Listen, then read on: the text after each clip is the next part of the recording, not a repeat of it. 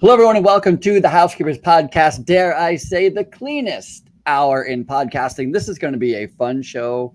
I'm going to tell you right now, you're going to want to take out a piece of pen and a paper because we're going to take a lot of notes. Isn't that right, Irene? That's right. That's right. Irene Zibin. Zibin. Zibin. Zibin. Irene Zibin, all the way from the west coast of Canada, joining us to talk about you run a cleaning boss boot camp. Yeah, I help others who are struggling with their cleaning business to hire employees, to automate their systems, and so that they can step back and stop cleaning because it's hard work. Which is Very probably one of the biggest challenges when you first start your own cleaning company, right? Because you're going in and you're just doing it you and yourself, and maybe your spouse is helping out, maybe a cousin, maybe a kid. Yeah, I know. Dragging your kids along. Cousins. And then how do you go from that to actually running your own business, actually hiring staff, getting people to do the cleaning for you rather than you doing? That's what you help people do. Yes. Super great. Super exciting. So, as you know, I love to start in the beginning to find out how you even got here. How did you end up in this crazy business of ours? Did you grow up in Canada? Is that where you're from originally? Yes, I grew up in British Columbia in a Doukhobor community in Grand Forks, British Columbia. But how I got into the cleaning field, Well, wait. So I just want to know what it was. I grew up in Massachusetts and Vermont, the United States. What was yes. it like growing up for you in Canada? What was childhood like? What did your parents do? Well, when I grew up, you're not going to believe this, but we didn't have electricity until I was like 5 years old. And we only had cold running water. We lived in a like kind of a remote village. Was And that just you, or was that kind of like everybody in the village? well, everyone in the village. So Yeah. this So was, I'm not going to tell you what year, but it was quite a ways back. wasn't asking. How dare you? Yeah.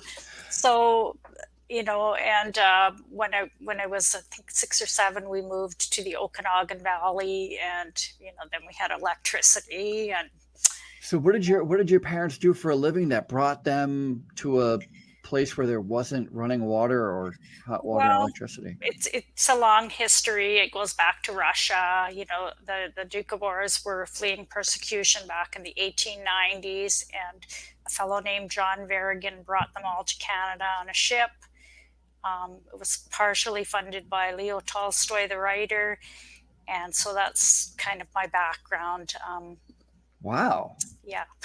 Wow, that's pretty interesting. There's a whole lot to unpack there. I wouldn't even know where to begin. No, it's too long a story to go back, but So did your parents grow up there? Did they? my father did. My mom was kind of like an outsider of the Doukhobor community, and she kind of resented that. But I know she won't be listening to this podcast, so it's good to say that. But my father grew up there, and his father and his grandfather was one of the original immigrants from Russia. Oh, wow. So it's a deep history there. Yeah, I And like then kind of history. yeah, and then they moved to where there was. Do you remember any part? I can't imagine if you remember that first place that you lived where there wasn't power and stuff. Oh Do you? yeah, yeah. Oh yeah. I still remember it, and I still love it this day when the power goes out because it reminds me of my childhood. We had oil lamps, wood stoves. My mother would cook on a wood stove. We actually had a bathhouse, if you can believe it. I do. I grew up. This is so embarrassing to say. I grew up poor, so the lights going out for us always happened because we didn't pay the bill. Different Yeah. reason. Different reason. I don't feel the same nostalgia when the light goes out. We have different feelings about Yeah, that. Yeah, yeah, that's funny. but the power rarely goes out these days. But I Yeah, guess that's really good. So what did your parents do for work? my dad did various jobs like mining, logging, things like that. jack of all trades kind of thing. And my mom was a stay-at-home housewife until we got older. So How many are you? How many? 3 kids in the family, 3 girls. And where are you? You're the oldest? I'm the youngest. Oh, me too. Oh, Me too. coincidence. Youngest of 4. Of 4. And do you have sisters and I have brothers? 1 sister and 2 brothers. Okay. If you would ask my sister, she would say she has 2 brothers and a half a sister because she always tried to dress me up as a girl when I was a kid. Oh, that's funny. Yeah. That's hilarious. So what was high school like? What was grade school like? Did you work at all during school? I worked during high school as a chambermaid at one of the local motels. See, now we're getting into it. Okay. So, and I worked alongside some, older ladies, and I kind of resented it because I felt like I was doing a lot of hard work and I wasn't getting paid the same wage that they were. So I quit. And then one day I met the owner of the motel in one of the local convenience stores, and he wanted me to come back to work. So I told him I wanted a higher wage, and he said, yes, okay. So that was that. And were they paying you based on your age rather than based on what the job was? I think I was 14 or 15. Working what hard. Was I'm gonna here we go. What was the something? There you go. or was that the higher wage? I don't remember. Yeah, my first job was $3.15 an hour. Oh, what did you do? Well, I worked actually I worked in housekeeping too, but it was cleaning the high school. Oh, okay. And so we had a program in the town. It might have been a statewide program, I don't know, but we had a program in the town where from between 8th and 9th grade, actually I think it started in 8th grade and went through high school, where every summer they offered through the town. I think they paid some of the wages, but they offered all kinds of opportunities with local businesses. So you could work at the car dealership. They would show you how to do so. You could work at a store, stocking shelves, you could work at a fast food restaurant, and the government or the town would pick up some of the wages. And they also had city jobs. So you can work for the road crew, you could be doing blacktop, that kind of thing. Or you could go clean the high school. And I remember distinctly being excited over the idea of cleaning the high school. I thought it was I thought it was such a great idea. I thought it was very smart because I'd never been to the high school. And this way I'm going to spend the summer there. I'll get to know where everything is. Like, I won't get lost. I'll know where the cafeteria is, the lockers, blah, blah, blah. And it completely backfired because that's where I got the nickname, the housekeeper, because as soon as school starts, and of course I know all the janitors, it took my classmates about 8 seconds to start picking on me. Oh, kids are cruel. Yeah. I always say this. There was another friend of mine, a close friend of mine named Chris, and he lived on a farm.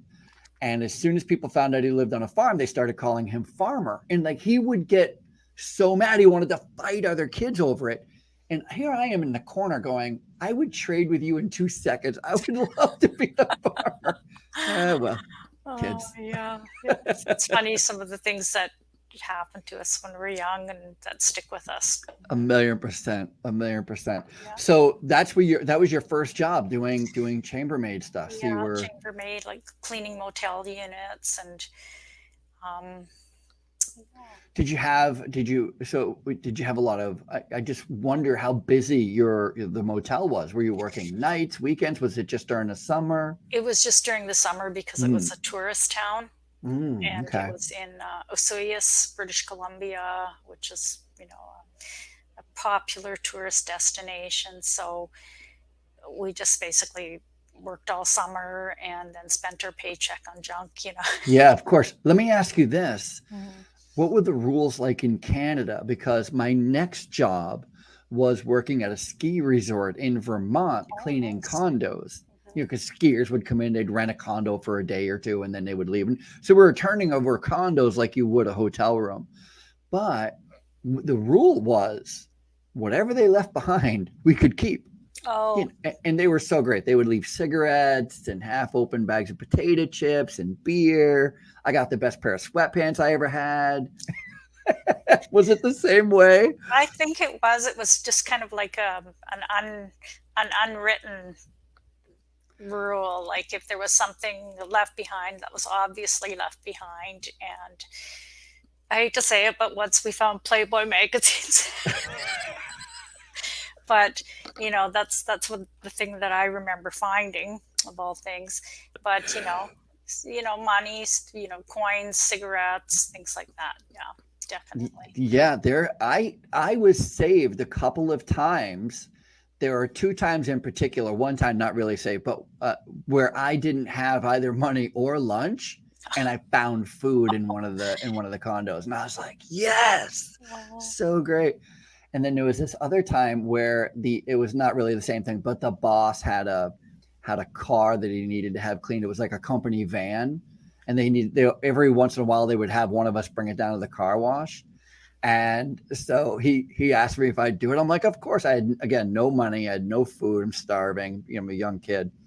And he gives me like $3. And he's like, this should do it. This is what I spent $2 on food. And that was the fastest cleaning job in the world on $1 worth of spray at a do-it-yourself car wash.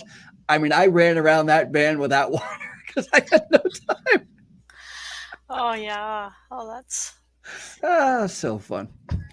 Memories. Oh yeah, memories. Still on That's my what mind. life is made of, memories. Mhm. Absolutely. So you did that. Did you do it every year until you graduated high school? I think I did it for a couple of years, and then I did jobs like waitressing, and what else did I do?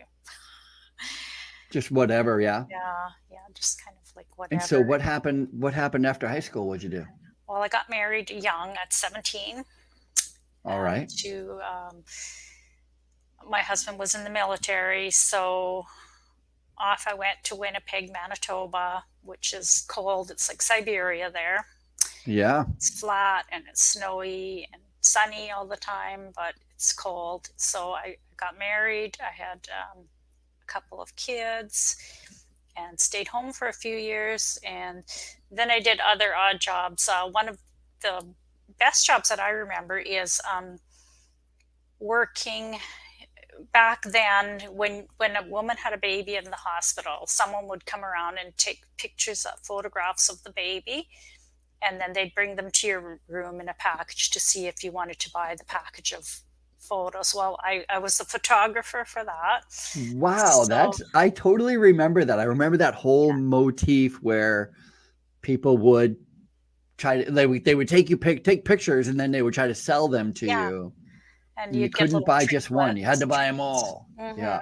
the package. And so I did that. And what else did I do? Bartender, um, a lot of service related jobs until I till my kids were older, and then I went into banking. And Well, you talk about your dad being a jack of all trades. I think you followed right along in his probably, footsteps. yeah, it's the Russian blood. But then I got into banking, and I stuck with that for like about 10 or 12 Oh, years. wow.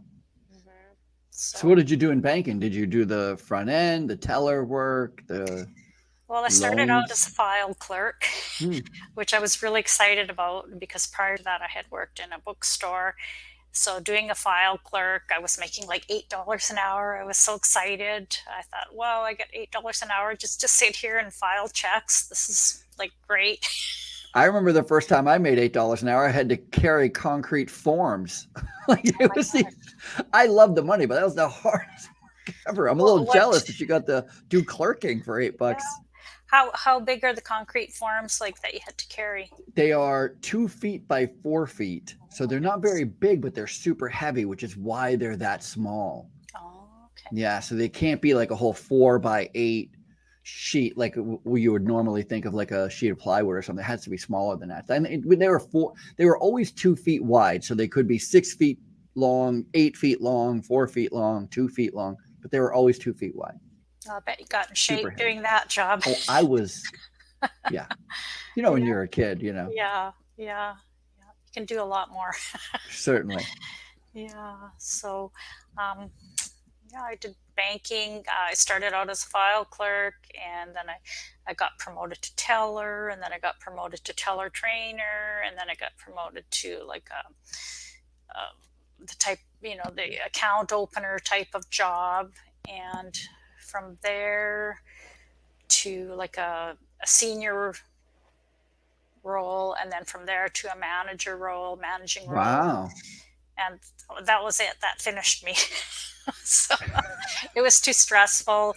You know, on one of your shows, I heard you talking about how you would always say yes to jobs like, oh, who wants to do it? And you'd put your hand up. You'd agree to any job that was offered to you. Well, I was the same way in banking, but I found that my basket just kept getting higher and higher. And, the more you did, the more, and I just got fed up with it. So that's when I entered cleaning. That's super great. And I gotta just to clarify a couple things. So one, I was always saying no, and I was getting nowhere, Mm-hmm.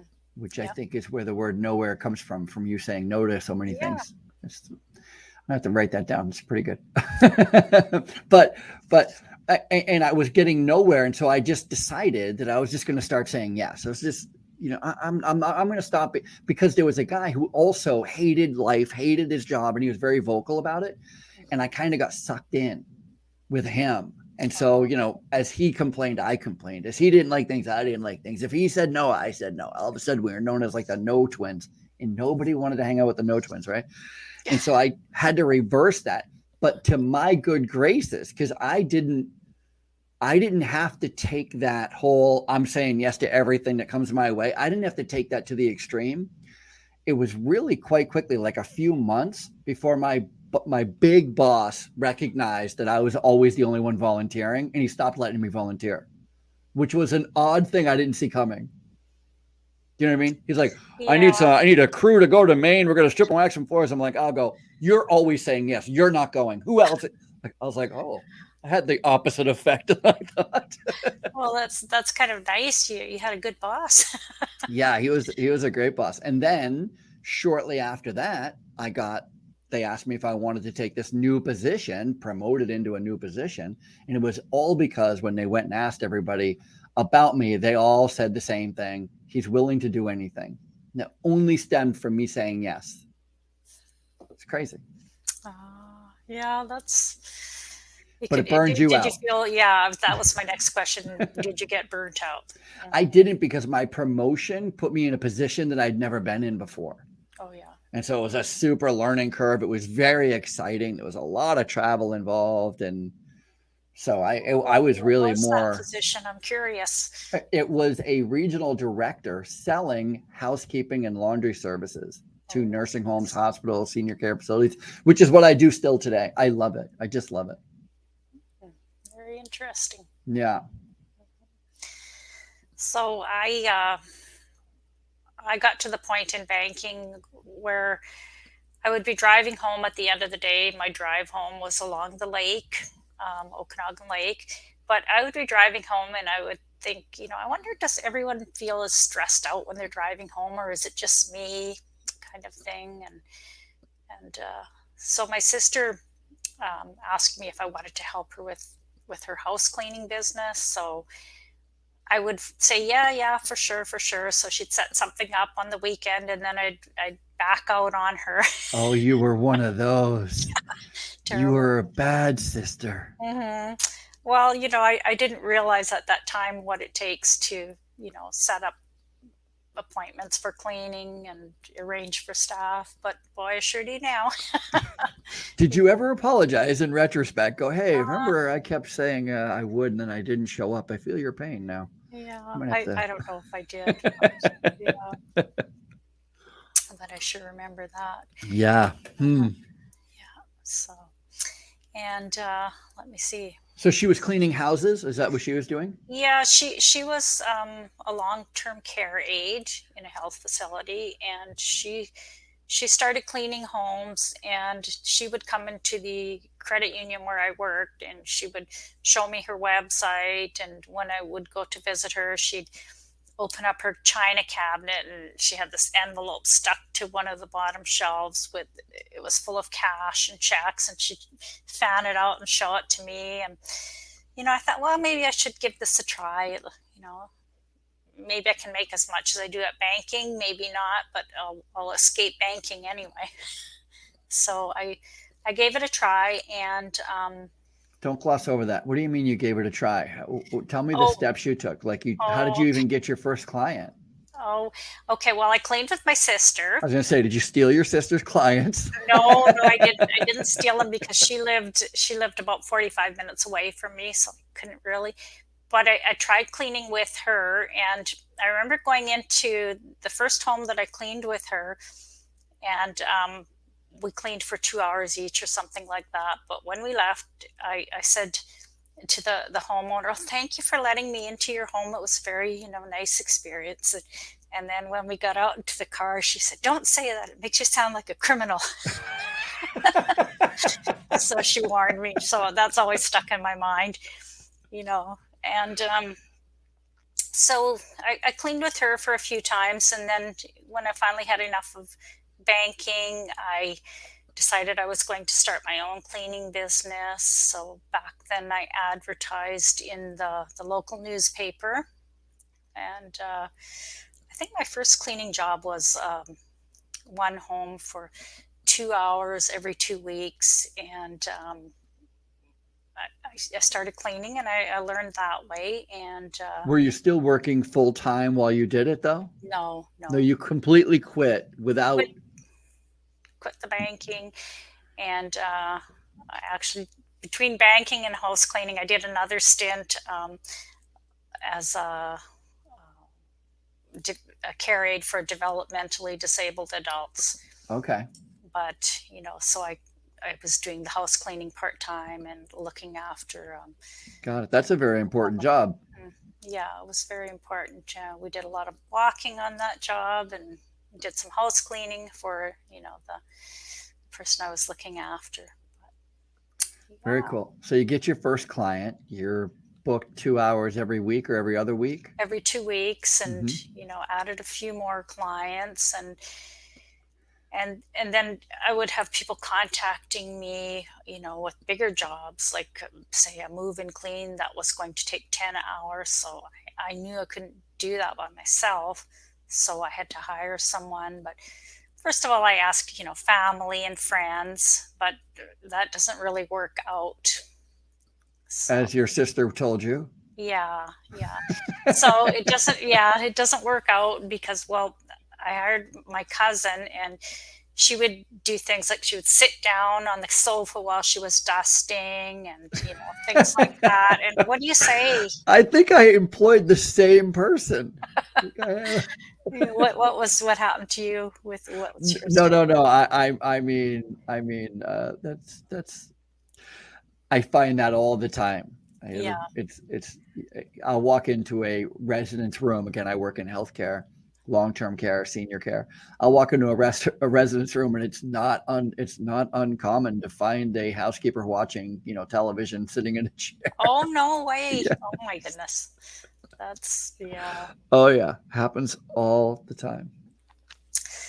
So, I hired my cousin, and then I hired another family member who refused to clean certain things because she would break her nails, and she didn't want to break her nails, things like that. So, but I finally ended up hiring someone who wasn't related to me, and that worked out. So I had how did you hire them? Was it like on a call basis, or was it like just part-time, like you had a set schedule so you could say, hey, like every other week? Yeah, it was on a part-time basis. So I would make up a schedule, on a calendar, a paper calendar, and so they knew when they were working, and so forth. So where were you doing that when you worked for the bank? Were you doing like scheduling and that kind of thing? Well, I did have 6 employees that I had to schedule. Oh, okay. And, back then we didn't have online schedules. Mm-hmm. Everything was,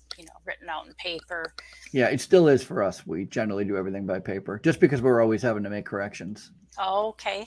Okay. and we post it, so it's a piece of paper posted at the time clock. Uh-huh. And so it's I the see. type of thing that it starts out a regular piece of paper, and then by the end of the 2-week period, it'll be like a thick piece of cardboard because we've whited out, rewritten, whited out again, rewritten. So many call outs and changes. I found that like when I was started to really grow my business, I went from 2 employees to 3, then 4, then 5, and I had one of those big desk calendars. And I was sitting at the car dealership having my car serviced and working on my schedule at the same time. And I remember an elderly gentleman came up to me and asked me if that was the biggest schedule that I could find. And it was just a nightmare, Yeah, as you know. scheduling is tough. That's why I asked where did you get your experience from? So it makes sense you would have gotten it from the bank. Yeah, from the bank. Yeah, It's schedule. something that's I had a friend who worked at a bank for a long time, and that's something that it's an odd thing in the sense that people that work in the bank, and it's probably more industries than just the bank, but their hours are 8 to 5:30 or whatever it is, Hmm. but those are set hours regardless of the work. Yes. Right. So Brutal. there is no part timer. Everybody's full time, and I need 3 people a day, even though sometimes I only need 2 people. And that, growing up in housekeeping, we never have the money to keep somebody just on the payroll, if there's no Yeah. work involved. So it's always an odd thing for me. Well, it's funny that you should mention that because I found that, some of the employees that I was responsible for managing were looking at the internet, or talking, and it was really hard to. I struggled with, delegation at that point, so it was hard for me to get them back on track. But over the years, I've learned delegation. It's a weird thing, that whole idea of delegation in management, because there's only 3 options. You figure out how to get them to do their job, or you do their job, Yeah. or you explain why none of the jobs got done, right? There is Oh, no fourth option. That's it, right? yeah, exactly. You Uh-huh. do it, they do it, or it doesn't get done. That's it. So, Yeah. And I've come to the point where, I can't do all those jobs. Like we have in my own personal business about 80 residential customers. So and could you so imagine trying to clean 80 no, residential customers on any I would be consistent dead. basis? Of course. Of Yeah, course. yeah. Yeah. So I use an automated schedule now. So I love it. Mhm. And do you give your, I'm just curious, do you give your employees the ability to make changes to that schedule? Well, they can request changes, and then Okay. I'll change it, and then it's visible to them on their phone or the Got it. computer, whatever. Got it. So I know a lot of places are trying to allow the employees the freedom and the flexibility to do it themselves, but of course they have to get somebody to cover for them, so they can't, once they're put in a shift, they can't just give up the shift. They have to, somebody else has to cover that shift, and then the 2 of them, sometimes the 3 of them, will go and request a change together. Otherwise you can't just make the change, but it's a challenge. I've seen that. I've seen that in some cleaning organizations where people can choose their own hours, and I've often wondered how that works, or does it work? Yeah, and I think it does, or can, and I think it can't. Mhm. It comes down to the same thing as everything. It comes down to people. People, yeah. If you have some people who understand, like, let's take Amazon is a great example. Mhm. Maybe it was Netflix, actually. Netflix, not Amazon. Netflix, the organization, had decided that they no longer want to have vacation days. There is no more, you have 1 week a year, 2 weeks a year, no more of that. Now it's unlimited. You can take vacation whenever you want. When I first heard that, I was like, well, that's causing an issue, right? You're asking for some trouble there. But as I researched and I read all the articles about it, here's the thing that's super interesting about it. The people that they gave that responsibility to, like said, hey, no more personal days, no more vacation days, there's no more limit. If you want to take time, you need to take time, go ahead. By the way, here are the dates you can't take. If you're in bookkeeping, you know that there's no chance, it doesn't make sense for you and for the team to take the last week or the first week of the month off. All right. Because that's our busiest time for bookkeeping. And so then you're like, oh, okay. So you're given the parameters because everybody understands the business. So then again, it's not so much the parameters, it's the employees who understand and appreciate and respect the parameters. That's what really counts. Exactly. Yes. Yes. I have 7 or 8 employees right now, but I find that, like in the housekeeping world and the residential cleaning in general, not too many people can afford to take holidays, and that's the way it is.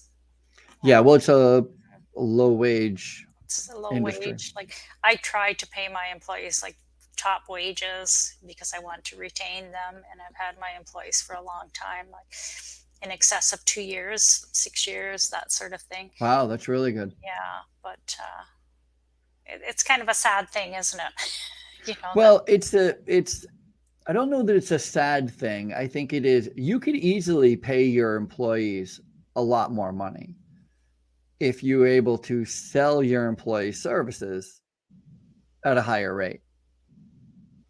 Mm-hmm. Yeah. And you probably could. There's probably, of your 80 clients, there might be 5, 6, 7, 8% of them that can afford and be willing to pay a higher premium. However, because that's such a low number, that means you'd have to get rid of 80% of your employees in order to afford to pay the one employee or the 2 employees at a higher rate. So it's a weird. It's not right. It's not wrong. I hate this turn of phrase. It is what it is, but it's. Yeah. I really don't like that turn of phrase. It's more market driven. So I mean, if people respected, and not that people don't respect, if people were willing to pay $1,000 to have the house cleaned twice a week or twice a month, that'd be really fantastic for all of us. But then a gallon of milk would cost $800. So I think it's all relative. Yeah, for sure. For sure. Drink here. So you got into the cleaning business quite intentionally. I like that. I like because I too had a situation where I was finally fed up. I wasn't doing what I wanted to be doing. I wasn't happy with and so I was like, I'm going to go do my own thing. And it sounds like you did the same thing. And I really, really appreciate that. I think that's. Well, I wanted to be my own boss for quite a while. I wanted to be self-employed, to see what it was like. And it's been very good. Like, I've been self-employed since 2008. And I love it because no one can tell you what to do.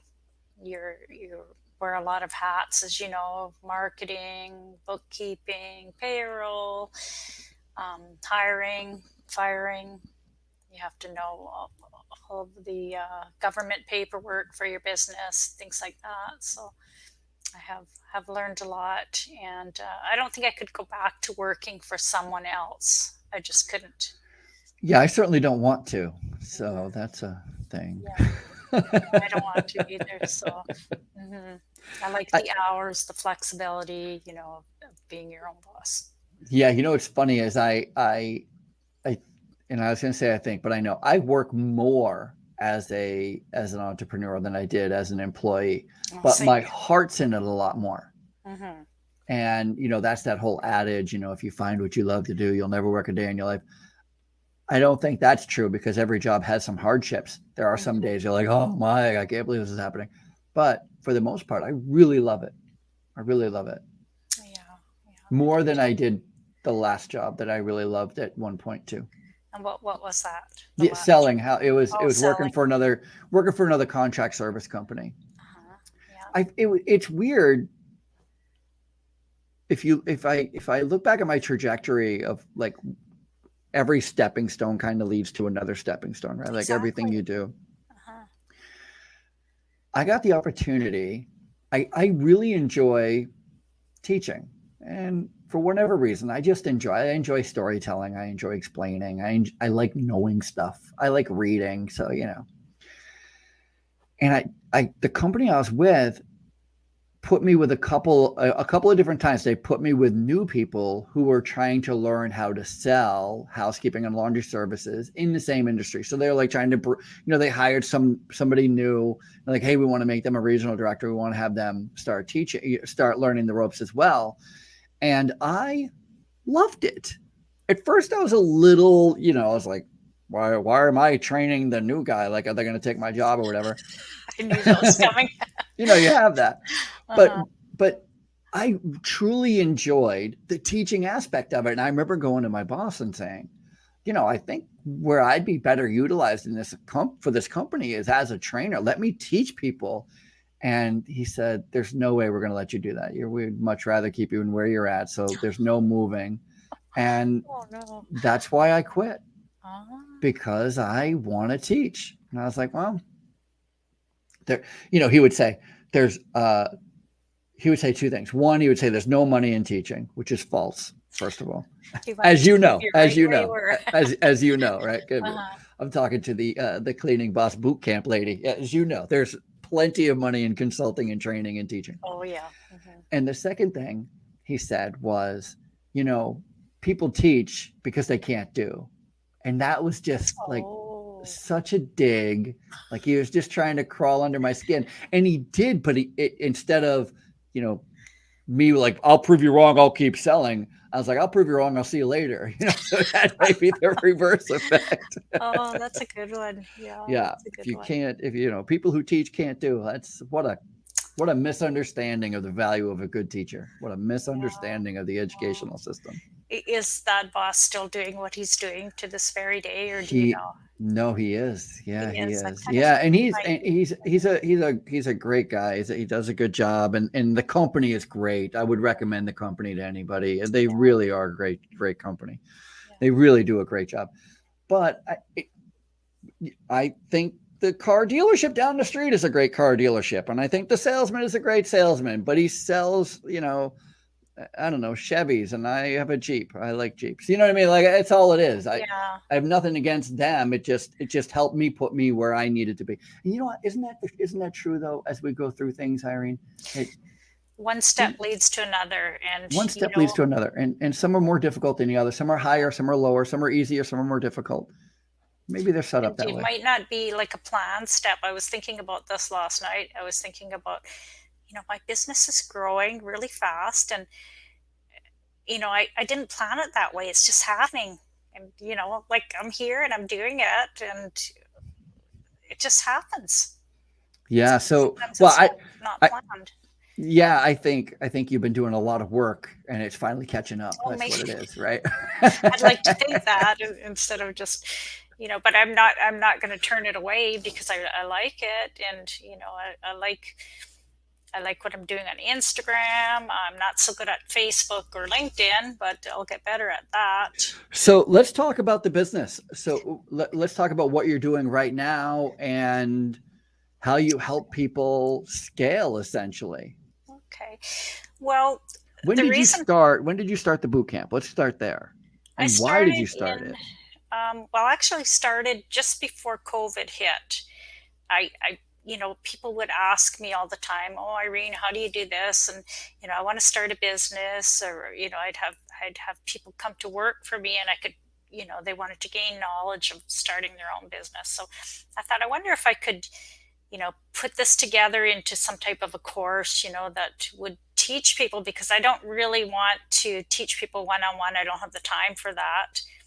But if I could do it like, through a course, people like to learn on their own time. They like to learn while they're laying in bed, or, having some time to themselves. So I thought if I could put it into a course, I would do that. So along came COVID, and I shut down the cleaning business for about 4 months. And I Okay. worked Was that your on, choice, or was it because your clients were kind of like, we're home now, it's a little difficult? it was just, like all the businesses basically shut down, and no one no one was going out. We weren't doing anything. People were staying home. Kids were staying home from school. Mm-hmm. So I worked on my online course. I would work, from maybe 6 or 7 in the morning till 2 in the afternoon, putting this together. And it was a real learning curve for me. I had to learn PowerPoint. That's where I got this headset from doing my course. And I see it's come in handy now. It sounds Oh, wonderful. good. That's good.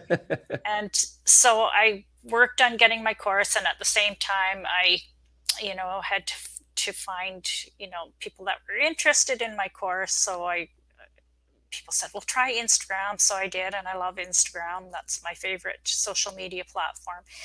And so I made the course, and, I sold a few. And so I got fired up about that.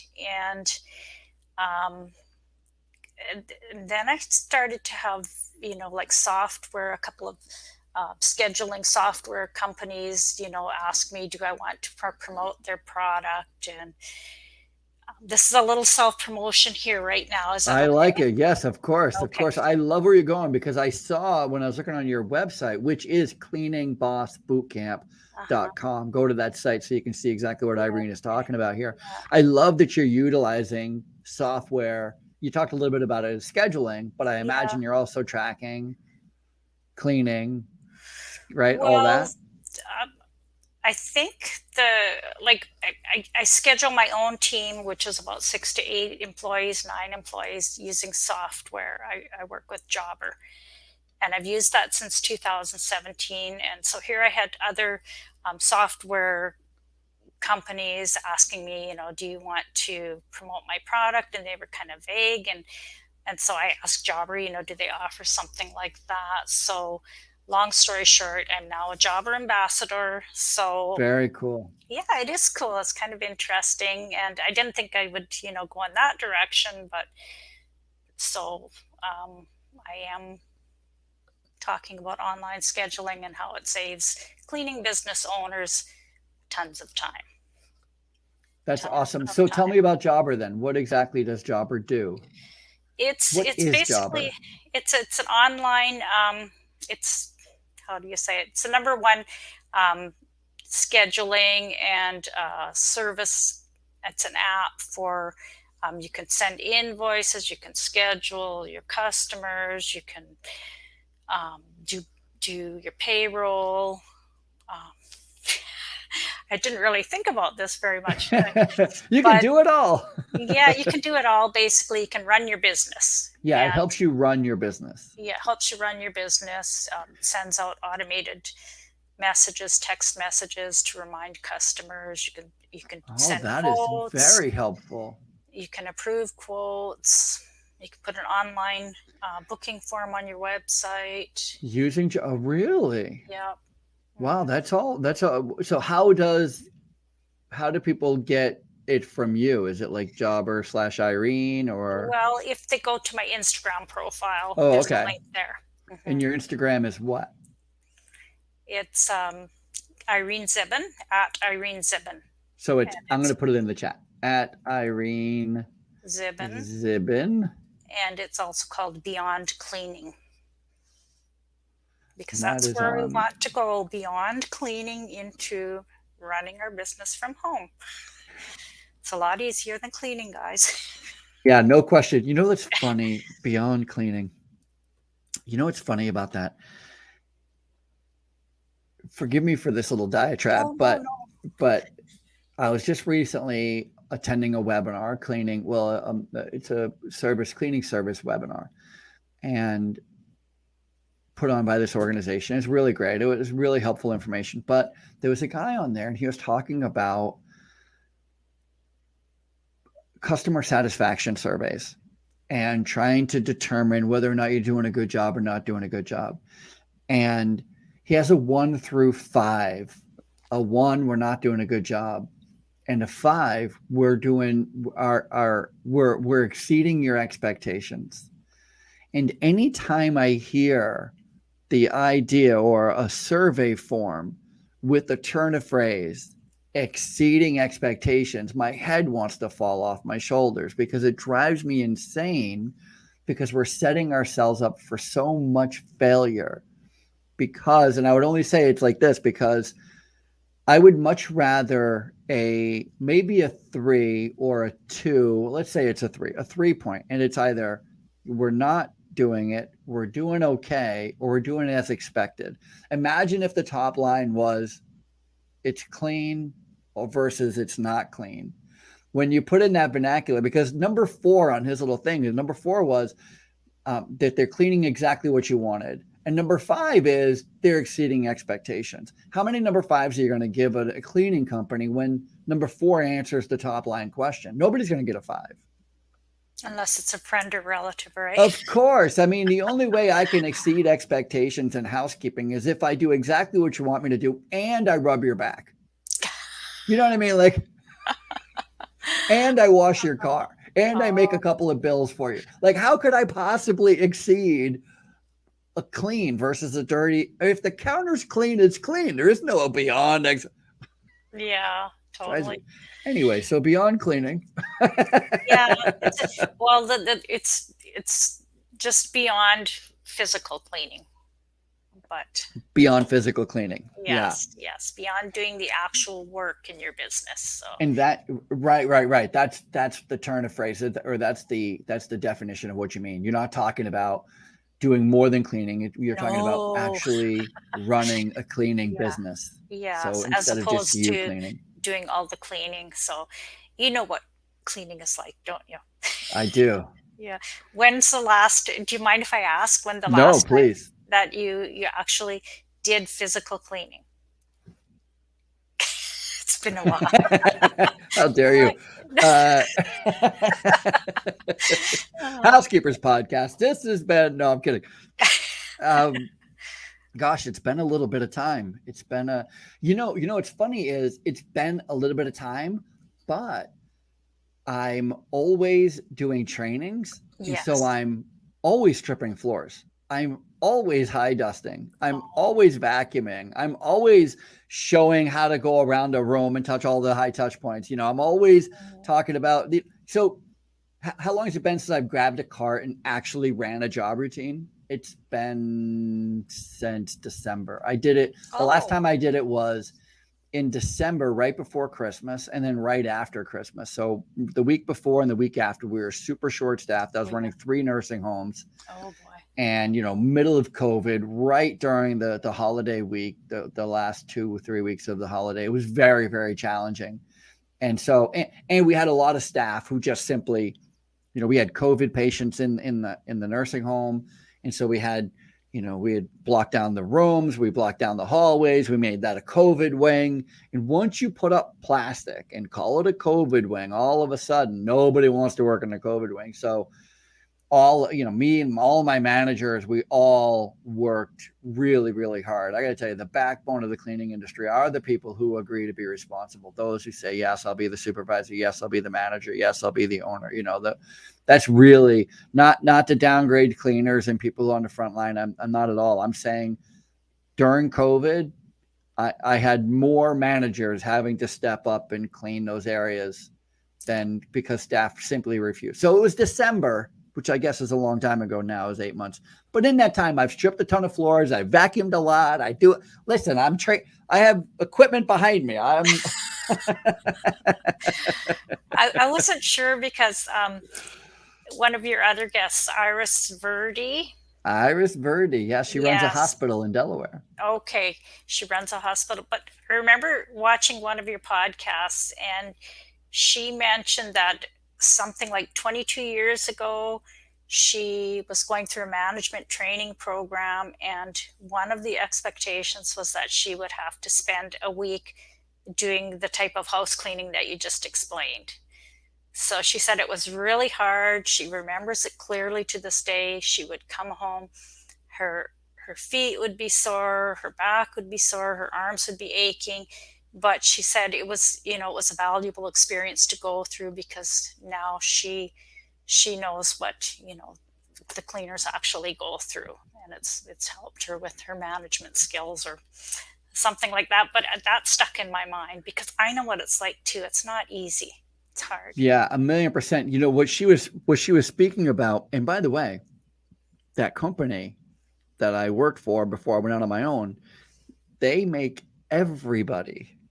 If you take a receptionist job at this company, because they're a very big company, you take a receptionist job, a delivery job, you're going to work in payroll. Doesn't matter what position. You spend a week in cleaning. I You think that's go. awesome. It is amazing. It is, and it's their whole point is to tell you, is to show you what the core of our business is this.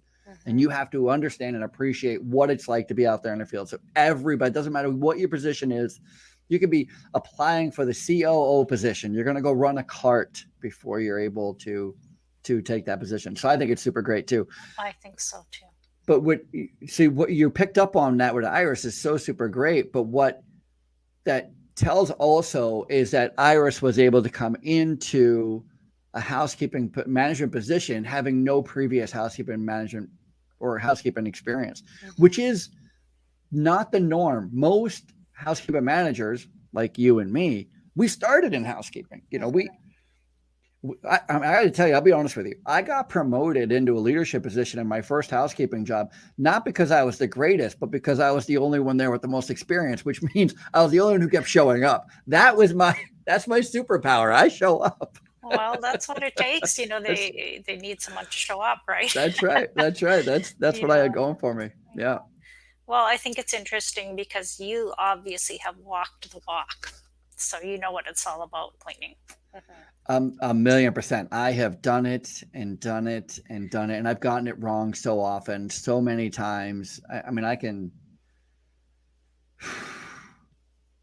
That's how you learn. I wish there was an easier way, because it's been sometimes very painful to learn the lessons of leadership. Yes, yes, but every day we learn something. So yeah, no question. So if somebody wants to work with you now, do you do mentoring, consulting, or is it just a course? So you can just go on, you can sign up for the course. it's just a course for now. Okay. I simply don't have the time to do one-on-one coaching, and I've had a couple of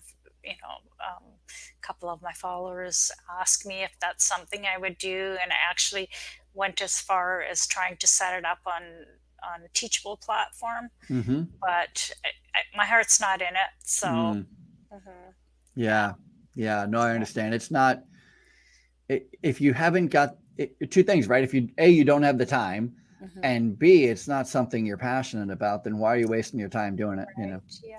So I offer the course, and I may, write make another course about,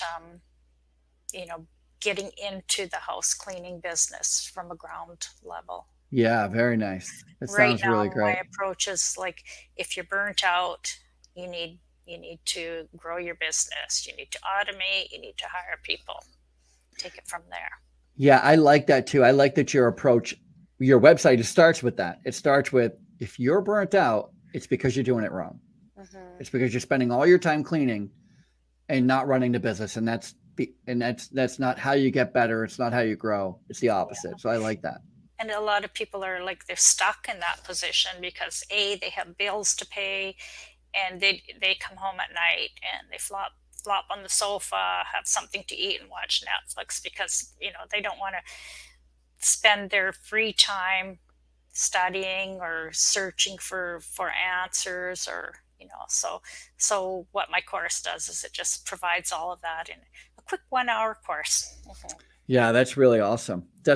So how do people find you? How do they get a hold of you if they're near Vancouver? Is that where you are? Near Vancouver? Yeah, near Vancouver, British Columbia. So if somebody wants to, like, I heard Irene, I want her to clean my house. How do they get a hold of you? Oh, no, I don't clean. We only clean in our small community. Oh. Yeah. You're not taking any more clients. Well, we're taking clients. Like, I just hired 2 new people this week. Oh, wonderful. But we don't go far. Like, I don't send my teams out farther than the city that we live in, which is Abbotsford, British Columbia. Okay, so if they're in Abbotsford, British Columbia, we'll take them. I have to write that down. How do you spell Abbotsford? ABBOTSFORD, It is British Ford, Columbia. British Columbia. Yeah. I wasn't sure if you were saying Ford, like the Oh, car. yeah, Abbotsford. Abbott's Ford. Mhm. Yeah. Well, I am going to put all this information in the show notes. So Thank if you. somebody out there, how do you do your advertisement now? Do you have a billboard? What are you doing? Knocking on doors? Well, most of my new business for my cleaning business comes from Google or from referrals. And I hate to say it, but I don't spend a penny on Google. Google is awesome, but I don't spend money on ads. So what do you mean? How do you do it with Google? Well, you list your business on Google, Mm-hmm. and then it's something like you can share videos or put pictures on your Google page. Got it. And when people are searching, say for cleaners in Abbotsford, then my site comes up to the top of the list, and they call me or they're directed to my website where they can fill out a booking request courtesy of Jobber. And sometimes I'll wake up in the morning and I have a request to respond to, or That's awesome. Mhm. I got to keep that in mind. Jobber. Yeah. We're gonna go to Irene Zibin Yeah, Zibin. at Irene Zibin on Instagram, and that is Yeah. where we get the link so we can connect with you through Jobber. Yes, you would actually get a discount if you clicked on that link. What? There's even a disc. Wait a minute. That makes it better. I do Discount. Yeah, enjoy a discount. yeah.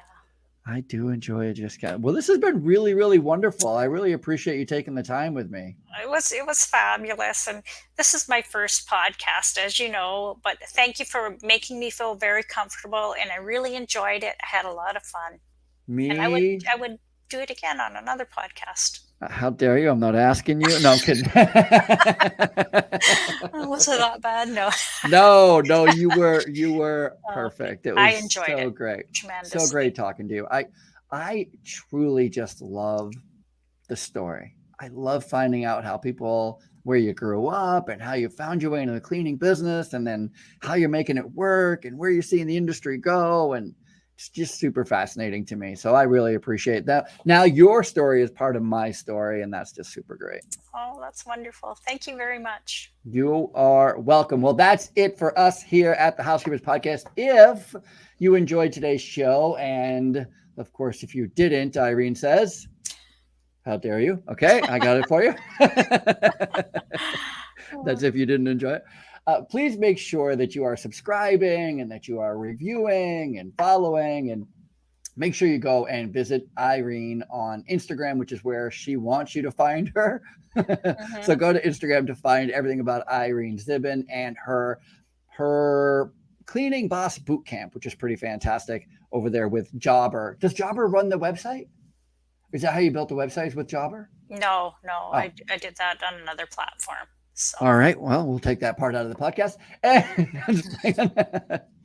So that's it for us. The cleanest hour in podcasting. The cleanest hour in podcasting. She is Irene Zibin. I am Ralph Peterson, and we will see you all. If I can get my little button over here, I'll see you